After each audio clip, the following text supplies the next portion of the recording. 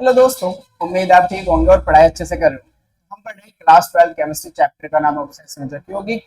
इसका lecture number 13 है और लेक्चर नंबर 13 में पार्ट सेकंड हम डिस्कस कर रहे हैं। हमने पार्ट फर्स्ट में बात करी थी क्रिस्टल क्षेत्र सिद्धांत के बारे में, जिसे इंग्लिश में बोलते हैं crystal field theory. Short form में हम बोलते हैं CFT। तो CFT के बारे में हमने पार्ट फर्स्ट में पढ़ा था। उसके कुछ मेन पॉइंट्स पढ़े थे, मेन पोस्टुलेट के बारे में बात करी थी और साथ में हमने अष्टफल के क्षेत्र में क्रिस्टल क्षेत्र विपाटन भी हमने सीखा था। उसको डिटेल में हमने समझा था। तो आई होप कि आपको सारी चीजें अच्छे से समझ में आ गई होगी। अब हम बात करने वाले हैं पार्ट नंबर सेकंड के अंदर हम बात करेंगे चतुष्फल के क्षेत्र में क्रिस्टल क्षेत्र विपाटन और साथ में हम बात करेंगे कि उपसतह संयोजक यौगिक रंगीन होते हैं, इसका कारण। राइट। अच्छा, ये जो कलरफुल है, ये जो रंगीन होने का कारण है, कहीं ना कहीं हमने D and F block chapter में भी पढ़ा था कि भाई जो डी ब्लॉक के तत्व वो रंगीन यौगिकों का निर्माण करते हैं, क्यों करते हैं। तो ये वहां भी हमने बात करी थी, तो उसका रीजन भी आपको यहाँ पर देखने को मिल जाएगा। राइट। तो चलिए स्टार्ट करते हैं आज के लेक्चर। हाँ तो बेटा, हम बात कर रहे हैं चतुष्फल के क्षेत्र में क्रिस्टल क्षेत्र विपाटन। उससे पहले हमने आपको बताया था कि डी के अंदर 5 कक्षक होते हैं जिन्हें अपभ्रष्ट कक्षक बोलते हैं। अपभ्रष्ट कक्षक किन्हें कहते हैं बेटा? जिनकी ऊर्जा समान होती है। तो समान ऊर्जा के 5 कक्षक की अगर मैं बात करूं तो ये मेरे पास डी के 5 कक्षक है जो समान ऊर्जा के हैं, जिन्हें हम अपभ्रष्ट कक्षक मतलब डी जनरेट ऑर्बिटल्स बोलते हैं। डी जनरेट ऑर्बिटल्स, हिंदी में कहूं तो अपभ्रष्ट कक्षक। राइट। बड़ा अजीब सा नाम है, इसलिए डी जनरेट ऑर्बिटल्स याद रख सकते हो। अच्छा, जब मैं बात करूं ये जो 5 डी कक्षक है, एक को बोलते हैं बेटा DXY, एक को बोलते हैं DYZ, एक को बोलते हैं DZX, एक को बोलते हैं DX² Y² और एक को बोलते हैं DZ²। ये 5 कक्षक होते हैं DZ²। राइट। इनकी जब हमने शेप की बात करी थी तो हमने कहा था जो पहले 3 कक्षक हैं इनमें जो लॉब्स है वो बिटवीन द एक्सिस होती है। अगर मैं इसको x कहूं, इसको y कहूं, सेम अगर इसको मैं y कहूं, इसको z कहूं, तो ये मेरा हो गया DXY, ये मेरा हो गया DYZ और इसको अगर बेटा मैं कहूं x कह दूं और इसको z कह दूं तो ये मेरा हो गया DZX। तो इनमें आप देखोगे इनमें जो लॉब्स है, लॉब्स समझते हो ना, पाली, ये लॉब्स बिटवीन द एक्सिस है, अक्षों के बीच में है। इसलिए इन 3 कक्षकों को हमने एक नाम दिया था T2G, याद होगा आपको T2G। फिर जो 2 कक्षक है जिनमें स्क्वायर है, इनमें जो लॉब्स होती है वो अलोंग द एक्सिस होती है। अगर ये x है और ये y है तो इनमें जो लॉब्स होगी, डबल डंबल जो बनेगा वो अक्षों के ऊपर बनेगा। हाँ, तो ये कौन सा वाला हो गया? DX² Y² वाला। और DZ² में आपने देखा था कि हमारे पास जो लॉब्स है बेटा वो कहाँ होती है? हाँ, Z एक्सिस पर होती है और बीच में एक छल्ला होता है। तो ये हमारे पास शेप थी डी कक्षकों की 5। राइट। इन चूंकि 2 अलग कक्षक हैं, 3 अलग कक्षक हैं, इनमें लॉब बिटवीन द एक्सिस अक्षों के बीच में, इनमें जो लॉब्स है वो अलोंग द एक्सिस अक्षों के ऊपर है, इसलिए इसको हमने नाम दिया था EG का। ये बात आपको पता होगी बहुत अच्छे से, क्योंकि पिछले लेक्चर में भी हमने डिस्कस करे थे। अब यहाँ पर ध्यान से सुनना, ये जो जी लगाते हैं, ये जो जी लगाते हैं ये 2 स्ट्रक्चर में लगाते हैं। एक तो अष्टफलकीय में और एक हम लगाते हैं बेटा वर्ग समतलीय।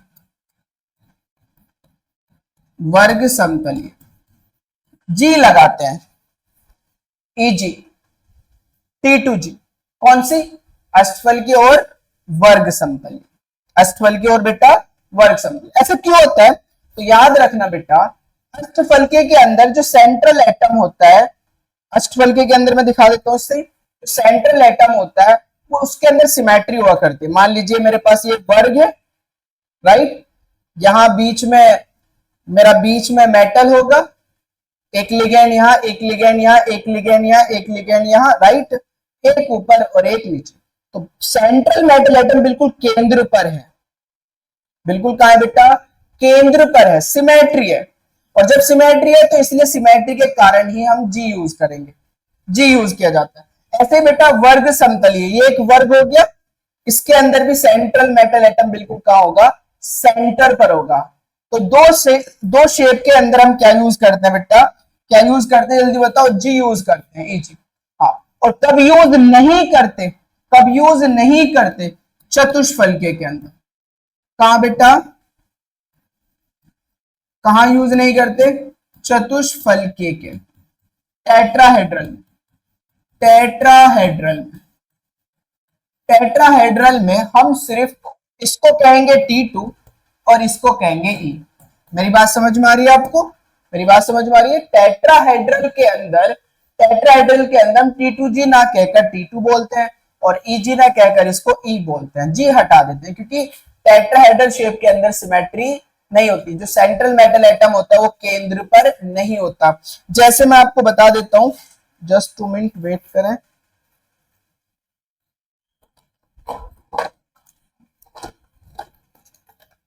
ये मान के चले बेटा, मेरे पास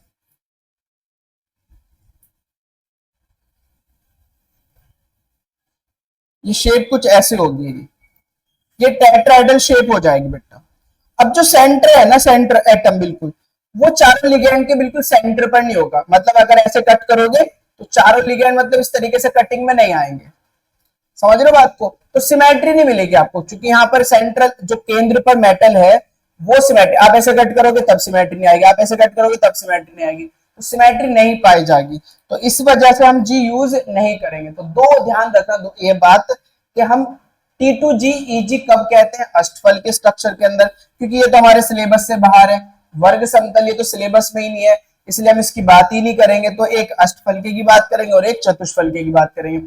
अब अष्टफलके के अंदर तो हम इसे T2G सेट मानते हैं और इसे EG सेट मानते हैं, जबकि चतुष्फलके के अंदर हम इसे T2 कहेंगे और इसे E कहेंगे। क्या ये बात समझ में आ गई? बहुत अच्छी। अब जब ये बात समझ में आ गई तो अब आगे बढ़ते हैं।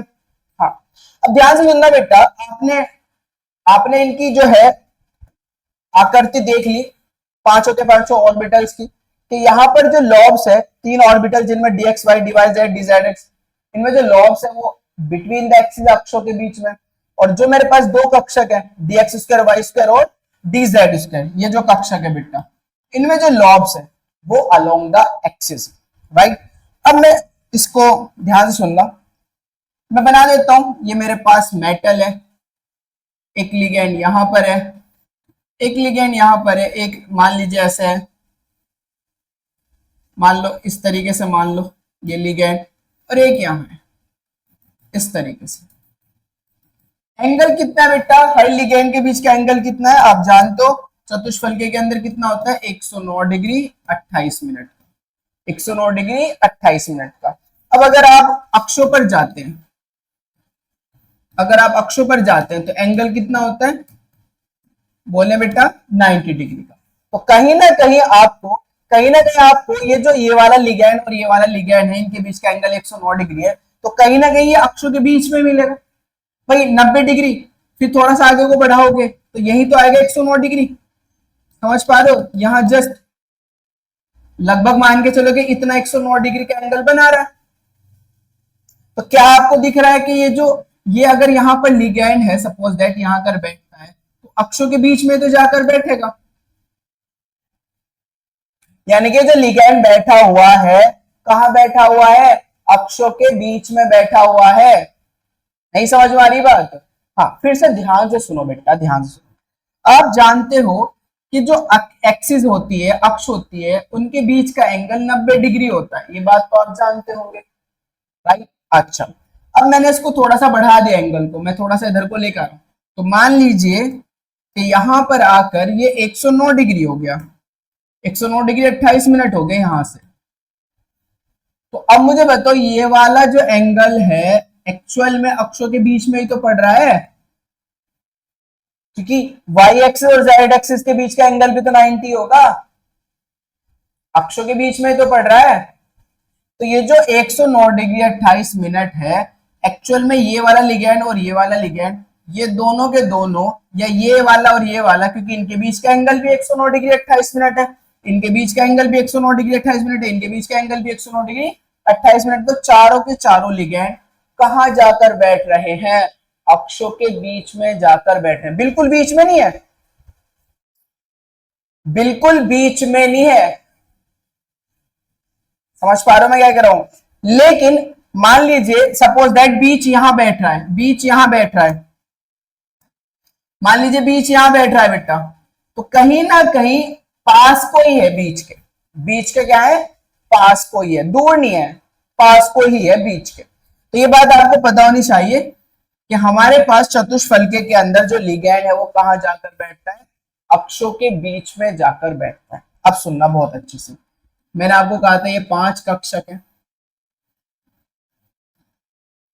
एक मेरा dxy, एक dyz, एक dzx, एक dx स्क्वायर वाई स्क्वायर और एक dz। इनमें लॉब्स कहाँ है, जल्दी बताओ, इनमें लॉब्स कहाँ है, अक्षों पर, ऐसा ही है ना, इनमें लॉब्स कहाँ है, अक्षों के बीच में, अक्षों के बीच, राइट। अब थोड़ा फील करना, ये मेरे पास मेटल के कक्षक है, मान लीजिए एफी मेटल के कक्षक है, और यहां पर लिगैंड आ रहा है, और ये बनानी कौन सी स्ट्रक्चर है, चतुष्फल के। तो अब लिगैंड कहां जाकर बैठेगा, अक्षों के बीच में। तो जब लिगैंड जाएगा और लिगैंड अक्षों के बीच में जाकर बैठेगा, तो मुझे बताओ अक्षों के बीच में कौन से ऑर्बिटल्स बैठे हुए हैं, ये 3 ऑर्बिटल्स। तो लिगैंड और इन 3 ऑर्बिटल्स के बीच प्रतिकर्षण ज्यादा होगा ना, समझ में आ रही है बात, क्योंकि लिगैंड अक्षों के बीच में जाकर बैठ रहा है, और ऐसे 3 ऑर्बिटल्स हैं जिनकी लॉब्स अक्षों के बीच में है। तो इन 3 ऑर्बिटल और लिगैंड के बीच क्या लगेगा, प्रतिकर्षण लगेगा। और मैंने कल मतलब पिछले लेक्चर में बताया था कि प्रतिकर्षण लगने से ऊर्जा बढ़ती है। तो चूंकि इन 3 ऑर्बिटल्स यानी कि T2, इन T2, जिसे मैं T2 बोल रहा हूं, क्या लिखा जा रहा है, T2, और इन इसको हम क्या बोल रहे हैं बेटा, E। ध्यान रखना T2 जो है, T2 के बीच प्रतिकर्षण ज्यादा होगा E की अपेक्षा, और चूंकि प्रतिकर्षण ज्यादा होगा तो इनकी ऊर्जा ज्यादा बढ़ जाएगी, इनकी ऊर्जा घट जाएगी। तो ये 2 पार्ट में स्प्लिट हो जाएंगे, एक T2 और एक E, एक T2 और एक E। तो अब ध्यान से सुनना बेटा, थोड़ा सा स्प्लिटिंग को समझना। मेरे पास ये समान ऊर्जा के 5d कक्षक हैं, degenerate orbitals, degenerate orbitals, D orbitals. अब ये बात आपको पता चल गया होंगे, फ्री स्टेट में फ्री आयन है, free ion, free ion metals, metal जो है वो फ्री अवस्था में, मुक्त अवस्था में है। मुक्त अवस्था में 5d कक्षक के समान ऊर्जा के, जिन्हें हम अपभ्रष्ट डी कक्षक बोलते हैं। अब ध्यान से सुनने वाली बात यह कि जब लिगैंड आएगा, यानी कि मेरे पास ये मेटल है, अब मैंने आपको बताया था स्टार्टिंग में क्या होगा, जब लिगैंड आएगा तो चारों तरफ से नेगेटिव आ रहा होगा, चारों तरफ से, और जब चारों तरफ से नेगेटिव आएगा, ध्यान से सुनो, मैंने बताया था आपको ये बात, क्या बताया था कि भाई 5 स्टेज पे कुर्सी बैठी हुई है और कोई वीआईपी गेस्ट आ जाए तो अब इन 5 को उठना पड़ेगा, क्योंकि अभी उस वीआईपी की सीट फिक्स नहीं है, कौन सी 5 में से कौन सी सीट पे जाकर बैठ जाए, 5 को ही नहीं पता, तो 5 उठ गए, यानी कि इसका 5 पे प्रतिकर्षण लग रहा है, लेकिन बैठेंगे तो 5 में से किसी एक सीट पर ही, समझ पा रहे हो। इसी वजह से जब लिगैंड आएगा तो मेटल की जो 5 के 5 डी कक्षक हैं वो रिपल्शन फील करेंगे, लिगैंड और इलेक्ट्रॉनों के बीच प्रतिकर्षण होगा ना, केंद्रीय धातु जो आयन है उसके इलेक्ट्रॉन और लिगैंड के इलेक्ट्रॉनों के बीच क्या लगता है, प्रतिकर्षण लगता है। भाई पार्ट फर्स्ट देखोगे तो ज्यादा बेहतर समझ में आएगा, परफेक्ट समझ में आएगा, राइट। अब क्या होगा बेटा, जब लिगैंड आएगा तो 5 के 5 कक्षक पर प्रतिकर्षण लगा रहा होगा, और जब 5 के 5 कक्षक पर प्रतिकर्षण लगाएगा, क्योंकि ये ऋणात्मक थ्योरी ऋणात्मक लेके चलती है लिगैंड को, इसी वजह से क्या होगा, एक गोलीय क्षेत्र क्रिएट होगा नेगेटिव का, इस तरीके से मेटल के अराउंड एक गोलीय क्षेत्र क्रिएट होगा, इसे बोलते हैं स्फेरिकल क्रिस्टल क्षेत्र, गोलीय क्षेत्र, गोलीय क्रिस्टल क्षेत्र बोल सकते हो। रिपल्शन समान प्रकार से लग रहा है, तो 5 के 5 ऑर्बिटल की ऊर्जा समान प्रकार से इंक्रीज होगी, तो मान लीजिए ये इंक्रीज हो गई भाई, ये इंक्रीज हो गई, कौन सी अवस्था में, अगर मैं कहूं तो गोलीय क्रिस्टल क्षेत्र में डी कक्षकों की ऊर्जा, डी कक्षकों की ऊर्जा। अब ध्यान से सुनो और अच्छे से। अब ये समान प्रकार से हुआ। अब जब वीआईपी बैठ गए, किसी एक सीट पे जाकर बैठेंगे तो रिपल्शन उसी पे तो ज्यादा लगा होगा जिस पे सीट पे बैठेंगे जाकर। अब रिपल्शन लिगेंड जाकर बैठ रहा है, बैठ रहा है लिगेंड अक्षों के बीच में, और अक्षों के बीच में कौन से कक्षक है इनमें से, पांचों में से तीन, ये वाले भाई। इसलिए इन पे प्रतिकर्षण ज्यादा लगेगा, क्योंकि लिगेंड यहां आकर बैठेगा, मतलब इनके इसी पोजीशन पे जाकर बैठेगा, और जब लिगेंड जाकर बैठेगा तो प्रतिकर्षण ज्यादा लगेगा। इस वजह से इनके बीच प्रतिकर्षण ज्यादा होगा, तो इनकी ऊर्जा बढ़ जाएगी, और ऊर्जा बढ़ने से आपको पता है ये दो पार्ट में स्प्लिट हो जाएगा। इसे बोलते हैं बैरी सेंटर, और ये दो पार्ट में स्प्लिट हो जाएगा, 3 ऑर्बिटल्स ऊपर 2 ऑर्बिटल्स नीचे। इसे ई कहेंगे, इसे T2 कहेंगे।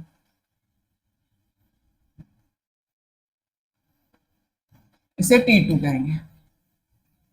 कौन कौन से ऑर्बिटल्स अगर मैं कहूं तो इसे dxy, dyz, dzx बेटा। और ये कौन से वाले हैं बेटा हमारे, dx2 y2 dz स्क्वायर। इन दोनों के बीच की एनर्जी डेल्टा टी। टी क्या है, टी हमारे पास टेट्राहेड्रल चतुष्फल की, टेट्राहेड्रल टी क्या है हमारा यहाँ, टेट्राहेड्रल चतुष्फल की। अब ध्यान सुनना, ये कितनी एनर्जी इंक्रीज करेगा, +2/5 डेल टी इंक्रीज करेगा, और ये कितनी एनर्जी डिक्रीज करेगा, -3/5 डेल टी। ये इतनी एनर्जी डिक्रीज कर जाएगा, वो इतनी एनर्जी इंक्रीज कर जाएगा। बात समझ में आ गई होगी। हाँ, ये इतनी एनर्जी इंक्रीज करेगा बैरी सेंटर से, बढ़ गई इतनी एनर्जी। इसकी इतनी एनर्जी घट गई बैरी सेंटर, कितनी घट गई, -3/5 डेल टी, राइट।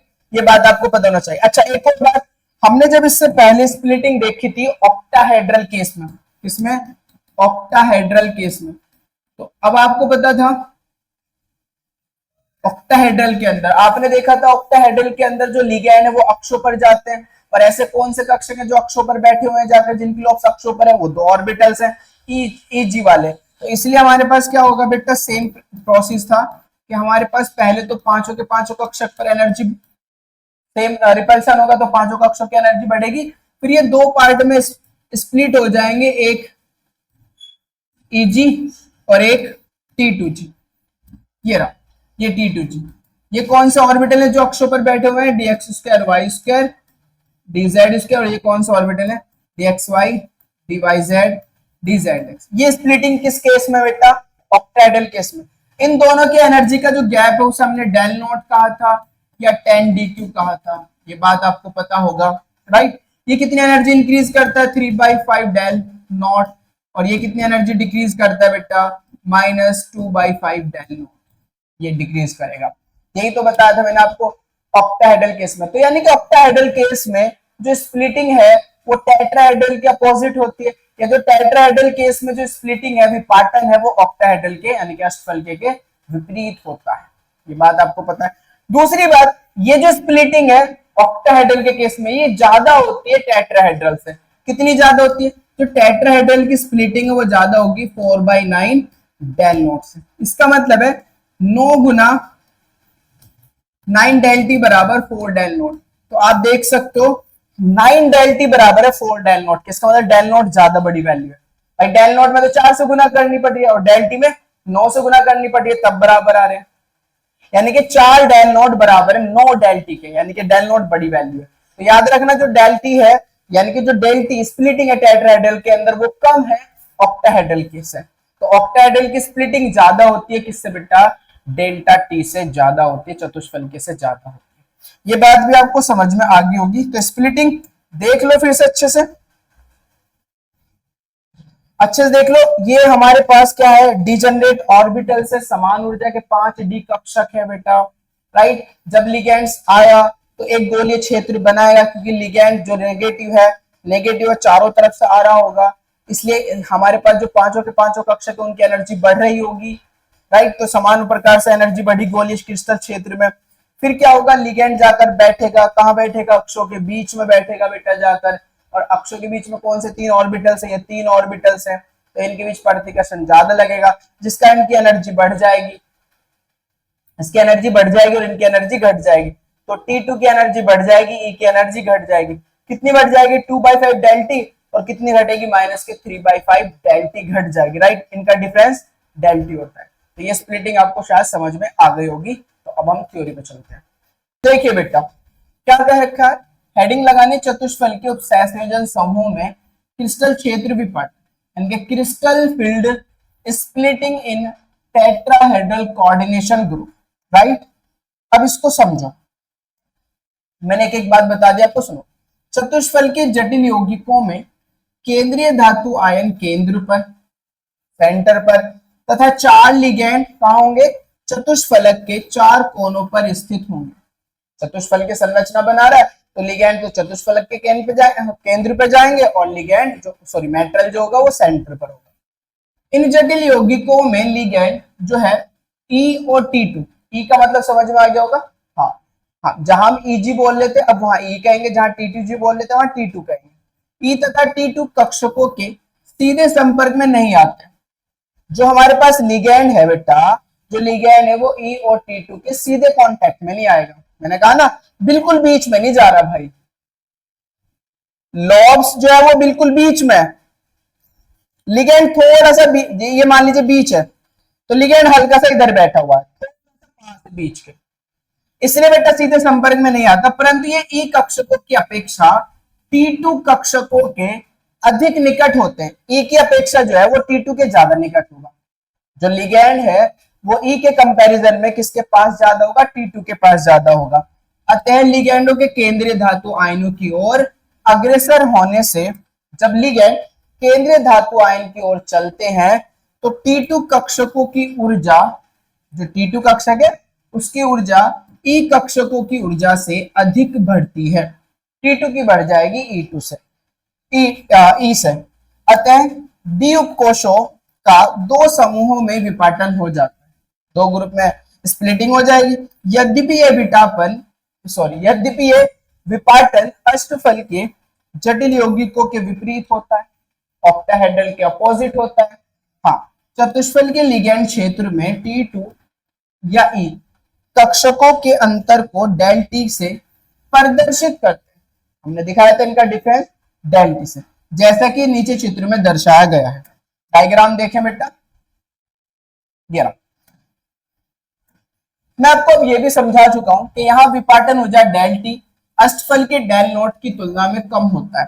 जो हमारे पास डेल टी है वो कम है किसकी तुलना में? डेल नॉट की। कितना कम है? डेल टी बराबर होता है 4/9 डेल नॉट। मैंने लिखवाया ना, मैंने लिखवाया भाई कि डेल टी बराबर होता है 4/9 डेल नॉट। तो डेल नॉट बड़ी वैल्यू, यानी कि अष्टफल की जो क्रिस्टल होगा, विपाटन होगा अष्टफल के क्षेत्र में जो विपाटन होगा उसकी वैल्यू जो डेल नॉट आएगी, डेल ओ बोलते हैं जिसे हम, डेल ओ आएगी वो बड़ी वैल्यू होगी डेल टी से। यानी कि आप इसे ऐसे भी करके लिख सकते हो कि डेल ओ बड़ा है डेल टी, अष्टफल के का विपाटन ज्यादा होगा चतुष्फल के से। अब इसको भी मैंने समझाया था आपको, डायग्राम, ये एनर्जी है बेटा, अगर आपको साफ साफ दिख रहा होगा। ये मेरे पास डिजनरेट डी ऑर्बिटल से फ्री मेटल आयंस के, डिजनरेट ऑर्बिटल समझते हो, समान ऊर्जा के डी कक्षक है। ये डिजनरेट डी ऑर्बिटल से स्फेरिकल सराउंडेड बाय लिगैंड, जब लिगैंड ने हमारे पास सराउंड कर रखा है डी ऑर्बिटल्स को, यानी कि मेटल्स को चारों ओर से घेर रखा है, तो एक स्फेरिकल फॉर्म बनाता है, एक गोलीय फॉर्म बनाता है, उसमें समान ऊर्जा के डी कक्षक। फिर जब लिगैंड जाकर बैठ जाएगा कक्षों के बीच में तो फिर स्प्लिटिंग होगी और 3 ऑर्बिटल्स की ऊर्जा बढ़ जाएगी, 2 ऑर्बिटल्स की ऊर्जा घट जाएगी, यानी कि T2 की ऊर्जा बढ़ेगी, E की ऊर्जा घट जाएगी। कौन से T2 ऑर्बिटल्स हैं? DXY है, DYZ है, DZX है, राइट। हाँ, इसे T2 कहेंगे, इसे हम E कहेंगे। इनके बीच की एनर्जी क्या आपको डेल टी से डिनोट करेंगे। ये बैरी सेंटर है बेटा हमारा, राइट। ये DZ², ये DX², Y², किसी को पहले लिख लो किसी को बाद में, अलग बात है। Splitting of D orbitals in tetrahedral,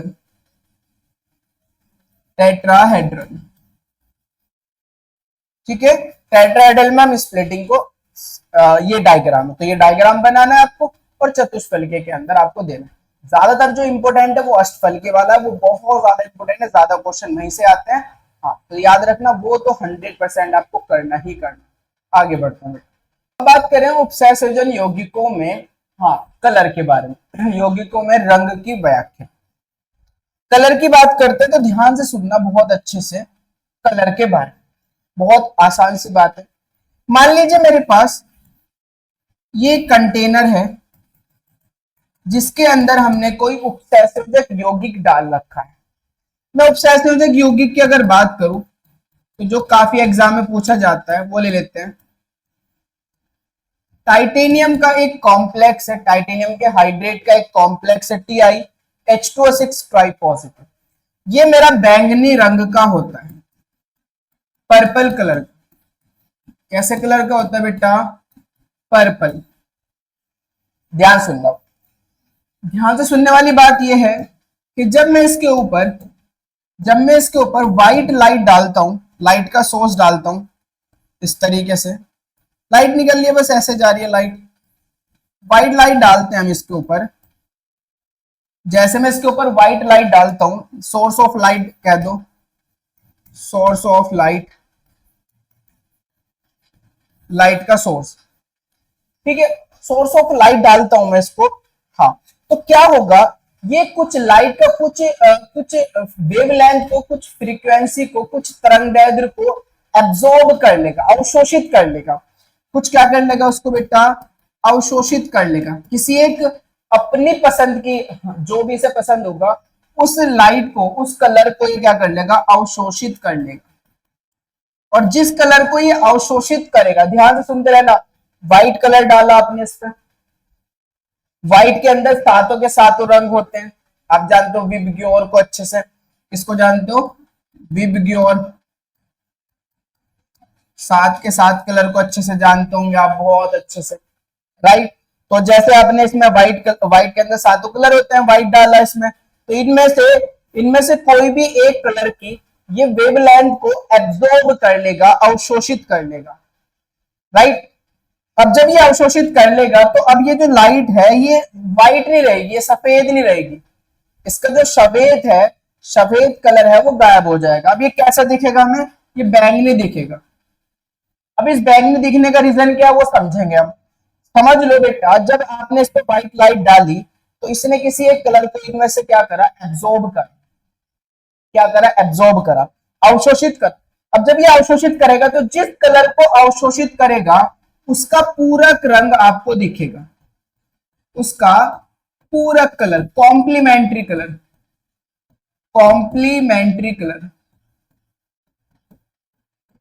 उसका पूरक रंग दिखेगा। अब ये पूरक रंग का खेल क्या है वो भी समझाएंगे। फिलहाल समझो, ये जिस कलर को, इनमें से जिस भी कलर को ये क्या करेगा? एब्जॉर्ब करेगा और शोषित करेगा, उसका पूरक रंग आपको उस कंपाउंड का दिखेगा, पूरक रंग दिखेगा, कॉम्प्लीमेंट्री कलर दिखेगा, राइट। अब पूरक रंग क्या है उसको मैं समझा देता हूं। पूरक रंग क्या है, ध्यान सुनना। इस तरीके से आप क्या करोगे, एक सर्कल बना लो और इस पे लाइन ड्रॉ कर लो, इस तरीके से। एक्स एक्सिस वाई एक्सिस तो बनाई है ना, तीनों एक्सिस बना लो, ये बना लो। अब आपको ध्यान रखना है, क्या ध्यान रखना है? एक ही कलर ले लेते हैं हम, कौन सा? पिंक ले लेते हैं। ध्यान से रखना, विबग्योर लगाना है, विबग्योर, आई को इग्नोर कर देना, तो VIB, विबग्योर, GYOR, विबग्योर। आई को खत्म कर दो क्योंकि वॉयलेट और इंडिगो लगभग सिमिलर सा ही होता है, तो आई को इग्नोर कर दो। अब ध्यान से सुनने वाली बात यह है कि अगर बेटा ये येलो है, वाई मतलब येलो, ओ मतलब ऑरेंज, आर मतलब रेड, जी मतलब ग्रीन, बी मतलब ब्लू, वी मतलब वॉयलेट, राइट। अब ध्यान सुनना बेटा, वॉयलेट में पर्पल भी आ जाता है, आप जानते हो। अगर ये येलो कलर की एनर्जी को एब्जॉर्ब करेगा तो कलर इसका जो पूरक होगा वो कौन सा होगा? हाँ, वॉयलेट होगा, जिसे हम पर्पल भी बोल सकते हैं, पर्पल भी कह सकते हैं। आई बात समझना? इसका पूरक ये है, अगर ये पर्पल कलर को एब्जॉर्ब करेगा तो कैसा कलर दिखेगा? येलो। अगर ग्रीन कलर को एब्जॉर्ब करेगा तो इसका पूरक कौन होगा? रेड। और अगर रेड को एब्जॉर्ब करेगा इसका पूरक कौन होगा? ग्रीन। ऐसे ही इसमें कुछ कलर मतलब नीला, हरा, इस तरीके से दिखा देते हैं। तो ध्यान सुनना बेटा, नीला हरा इस तरीके से इसके बीच में कहीं ना कहीं होगा, यहां पर इसके बीच में होगा, तो इस तरीके से कलर मिक्सअप दिखा देते हैं, थोड़ा ग्रीन ब्लू रेड ऑरेंज, समझ रहे हो ना बात को, रेड वॉयलेट, इस तरीके से दिखा देते हैं। तो आपको इतना डीपली नहीं जाना, बस आपको पूरा कलर पता होना चाहिए।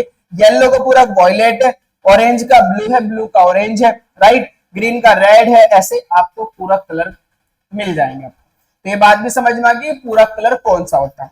अब कारण क्या है, उस कारण को समझते हैं। कारण क्या है, मान लीजिए मैं टाइटेनियम की बात करता हूं, TiH2O6 ट्राई पॉजिटिव। जब मैं इसकी बात करता हूं तो ध्यान से सुनने वाली बात यह है कि यहाँ पर जो टाइटेनियम का जो कलर है, सॉरी टाइटेनियम का जो ऑक्सीडेशन स्टेट है वो Ti ट्राई पॉजिटिव है।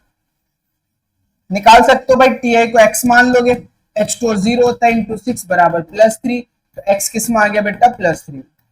तो टाइटेनियम की जो ऑक्सीकरण अवस्था है वो +3 है। अब इसका इलेक्ट्रॉनिक विन्यास बनाओ जरा भाई, टाइटेनियम का इलेक्ट्रॉनिक विन्यास क्या होता है, इसका एटॉमिक नंबर होता है 22। अब आपको पता है ये भी डी में जाएंगे, ये एस में जाएंगे, तो आप बना सकते हो 3d2 4s2, 2 इलेक्ट्रॉन डी में जाने और 2 हमारे एस में जाने। अब मुझे बनाना किसका है भाई, बनाना तो Ti ट्राई पॉजिटिव का है। 3 इलेक्ट्रॉन निकालने पड़ेंगे। अब इलेक्ट्रॉन कहां से निकलेंगे, 4s से, एक कहां से निकलेगा 3d से, तो 2 यहां से निकलेंगे, एक 3d से, तो 3d1 बचेगा, 3d1। अब ध्यान से सुनना बेटा, 3d1 बचा है, 5 कक्षक होते हैं, इलेक्ट्रॉन गया 3d1 है, 3d1। अब मुझे बताओ कोऑर्डिनेशन नंबर कितनी है, 6।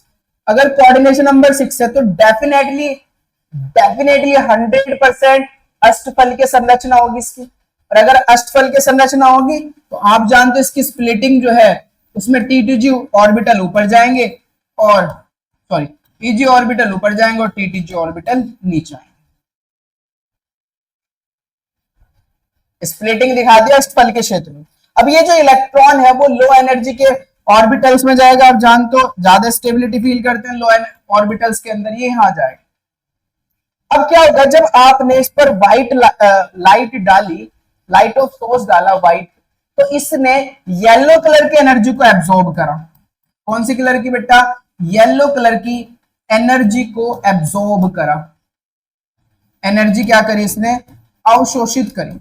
और जब इसने येलो कलर की एनर्जी अवशोषित करी तो ये इलेक्ट्रॉन लो एनर्जी लेवल से कहां गया, फिर हाई एनर्जी लेवल में चला गया। इसने एनर्जी को एब्जॉर्ब कर ली येलो कलर की, तो लो एनर्जी से कहां चला गया, हाई एनर्जी में चला गया। ये भी डी कक्षक है और ये भी डी कक्षक है। क्या ये बात समझ में आ रही है आपको? तो यहां डी कक्षक से इलेक्ट्रॉन जंप करके हाई एनर्जी लेवल में, हाई एनर्जी लेवल के डी कक्षक में चला जाता है। इसको बोलते हैं डी डी इलेक्ट्रॉन संक्रमण। डी डी इलेक्ट्रॉन संक्रमण क्या बोलते हैं बेटा, डी डी इलेक्ट्रॉन संक्रमण।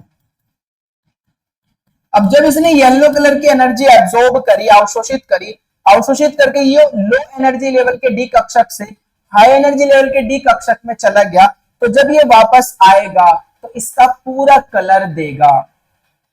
अब येलो का पूरा कलर कौन सा होता है, वॉयलेट या पर्पल, पर्पल कलर देगा। इसी कारण TiH2O6 ट्राई पॉजिटिव का जो कलर है वो कैसा दिखता है, हमें पर्पल दिखता है, इसका पूरक दिखता है।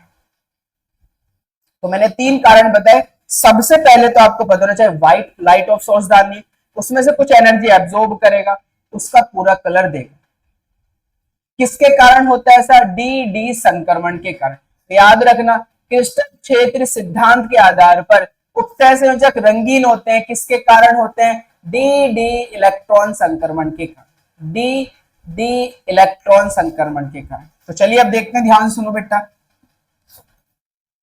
इन यौगिकों के नमूने में जब हमने इनके जो सैंपल लिया उसके अंदर श्वेत प्रकाश व्हाइट लाइट के गुजरने पर ये उसका कुछ भाग अवशोषित कर लेते हैं, कुछ भाग एब्जॉर्ब कर लेते हैं, अतः बाहर निकलने वाला प्रकाश अब श्वेत नहीं रहता। जो बाहर निकल रहा है लाइट वो अब हमारा व्हाइट नहीं रहती। ध्यान सुनो बेटा, दूसरा पॉइंट, संकुल का रंग अवशोषित प्रकाश का पूरक होता है। जो कॉम्प्लेक्स है अब उसका जो कलर दिखेगा वो अवशोषित प्रकाश का पूरक दिखेगा, कॉम्प्लीमेंट्री कलर दिखेगा। कॉम्प्लीमेंट्री कलर क्या है वो मैं बात आपको बता चुका हूं। तीसरा पॉइंट, क्रिस्टल क्षेत्र सिद्धांत के अनुसार उपसतह संयोजन यौगिकों का रंग इलेक्ट्रॉन के डी संक्रमण के कारण होता है। क्रिस्टल क्षेत्र सिद्धांत के अनुसार जो उपसतह संयोजन यौगिक का रंग है वो किसके कारण होता है? डी संक्रमण के कारण। ये लो एनर्जी लेवल से व्हाइट लाइट को एब्जॉर्ब करेगा, लो एनर्जी लेवल से कहां जाएगा? हाई एनर्जी लेवल में जाएगा, और जब ये हाई एनर्जी लेवल से वापस लो एनर्जी में आएगा तो इसका पूरा कलर दिखाएगा।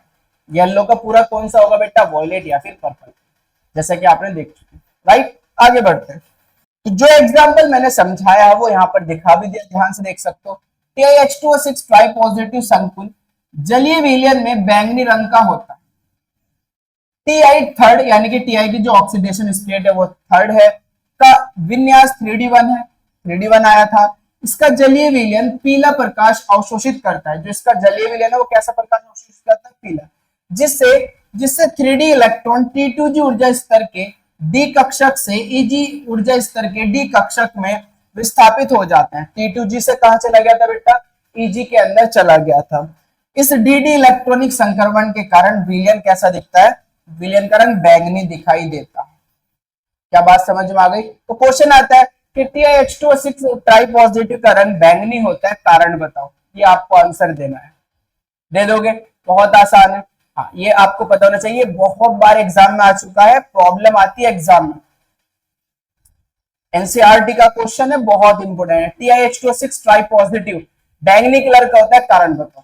अब इससे आगे सुनो बेटा, इससे आगे सुनो।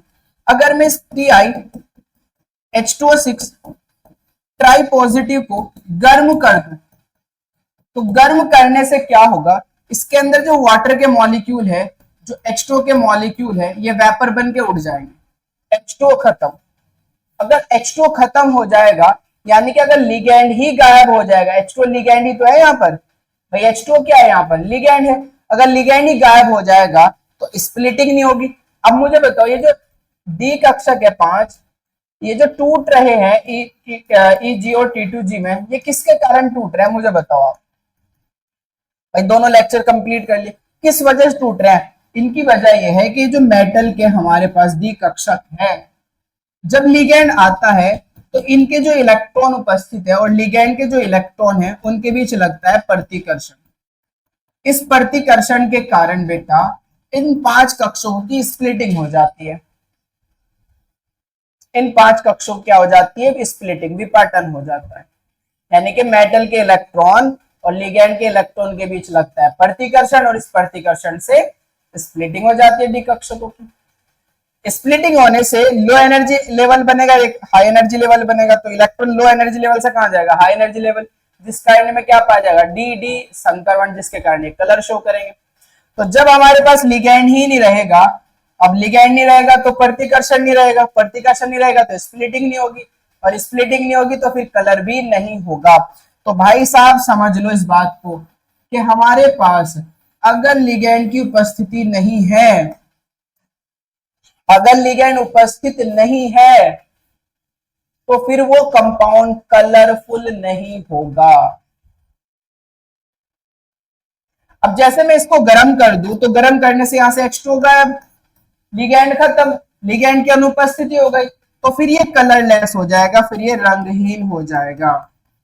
तो अगर आप टाइटेनियम TiH2O6 ट्राइपॉजिटिव को अगर आप हीट करते हो, यानी कि hexa aqua titanium ion, third ion को आप हीट करते हो, तो फिर ये कैसा होगा? रंगहीन हो जाएगा। पर्पल कलर से कैसा हो जाएगा? रंगहीन। ऐसे ही मेरे पास जो कॉपर सल्फेट है वो व्हाइट होता है, इसका कोई कलर नहीं होता बेटा, व्हाइट होता है। लेकिन अगर इसी कॉपर सल्फेट को जल के अंदर डाल दो, इसी कॉपर सल्फेट को अगर जल के अंदर डाल दो CuSO4 × 5H2O, तो अब लिगैंड आ गया, और लिगैंड आने से अब ये कैसा हो जाएगा? नीले रंग का हो जाएगा, नीला रंग। कैसा हो जाएगा बेटा? नीला रंग। इसको नीला थोथा भी बोलते हैं, आपने सुना होगा, नीला थोथा। ये रहो, अब ये नीला रंग हो जाएगा। कौन सी एनर्जी को एब्जॉर्ब करेगा? रेड कलर की एनर्जी को। ये बात दिमाग में डाल लो, लाल प्रकाश को अवशोषित करेगा। कलर कैसा दिखेगा? नीला रंग दिखेगा। लाल प्रकाश को अवशोषित करेगा, कलर कैसा दिखेगा? नीला रंग दिखेगा। फिर से कह रहा हूं, लाल प्रकाश को अवशोषित करेगा, कलर कैसा दिखेगा, नीला रंग दिखेगा। तो याद रखना वाटर की अनुपस्थिति में रंगहीन होगा, वाटर की उपस्थिति में रंगीन होगा। तो अगर मैं इसको हीट कर दूं तो पानी गायब, पानी गायब तो कलरलेस, पानी डाल दूं तो फिर से वापस कलर आ जाएगा। तो ये जादू आप कर सकते हो केमिस्ट्री, दिखाएंगे प्रैक्टिकल भी आपको।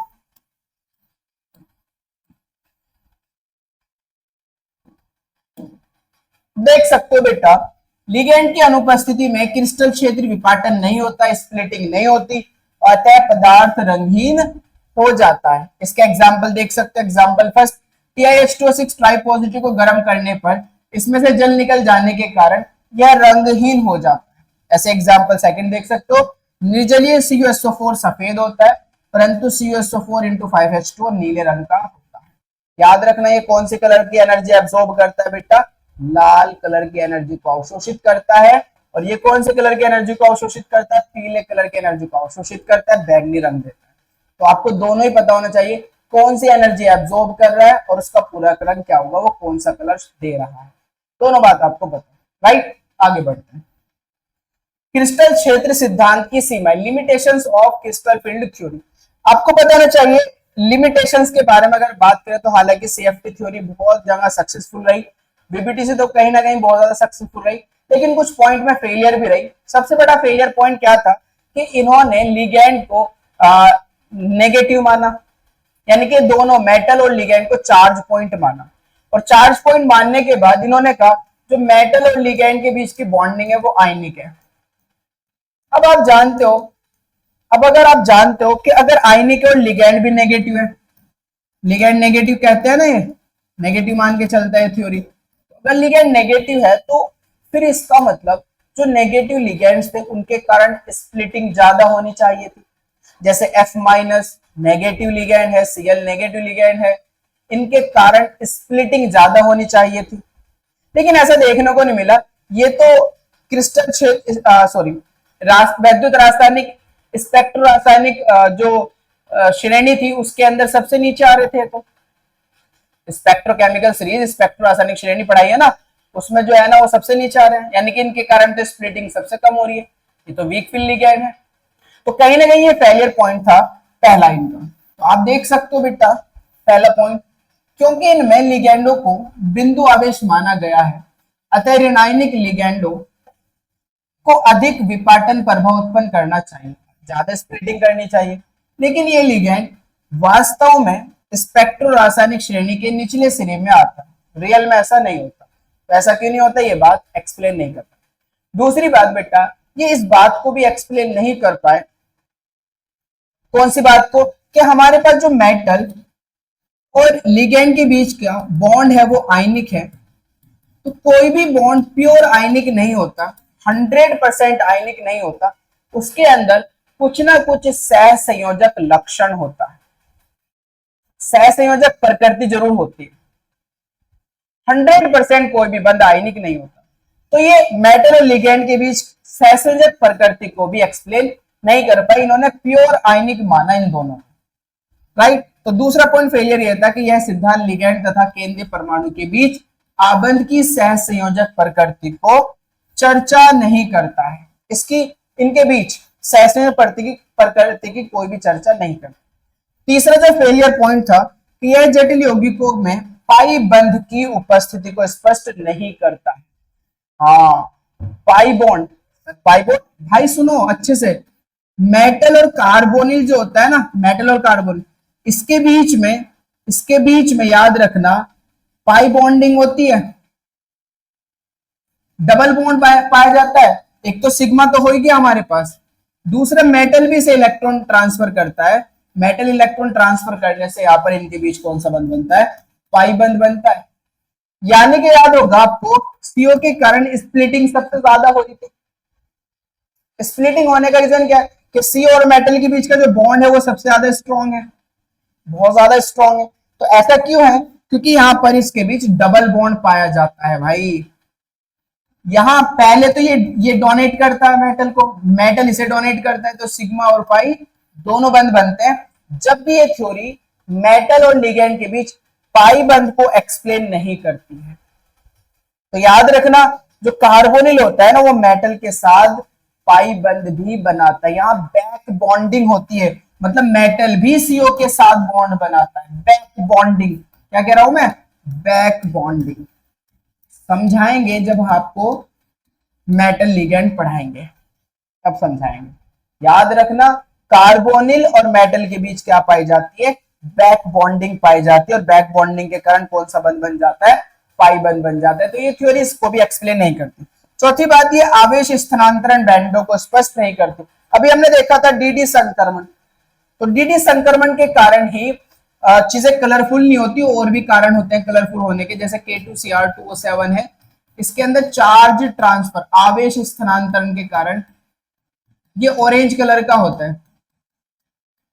आपको पढ़ाया था डी एंड एफ ब्लॉक के अंदर, किसके कारण, आवेश स्थानांतरण कैसा होता है, ये नारंगी, नारंगी ऑरेंज कलर का होता है।